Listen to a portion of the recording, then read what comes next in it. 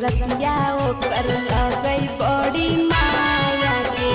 आगे पीछे घूमै हमर बना के उछाया के देखी सूरतिया ओकर लगई बड़ी माया के आगे पीछे घूमै हमर बना के उछाया के हमारो नजरिया ओकरे ओरी तानै सखी हमारो नजरिया ओकरे ओरी तानै सखी तब वीडियो कॉलिंग करके रोजो यारवा कानै सखी तब वीडियो कॉलिंग करके रोजो यारवा कानै सखी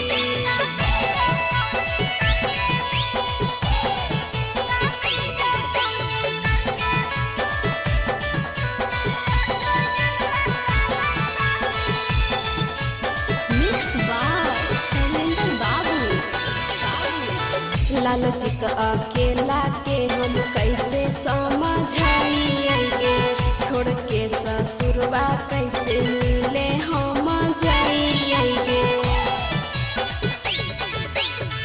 राइटर सलेंदरा के कैसे समझाइएगे छोड़ के ससुरवा कैसे मिले हम जाइएगे ओकरा बिना नहीं हमरो मनमा लगै सखी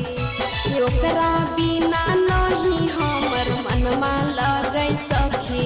तब वीडियो कॉलिंग करके रोजो यारवा कानै सखी तब वीडियो कॉलिंग करके रोजो यारवा कानै सखी। माँ प्रतिमा रिकॉर्डिंग स्टूडियो शेखपुरा।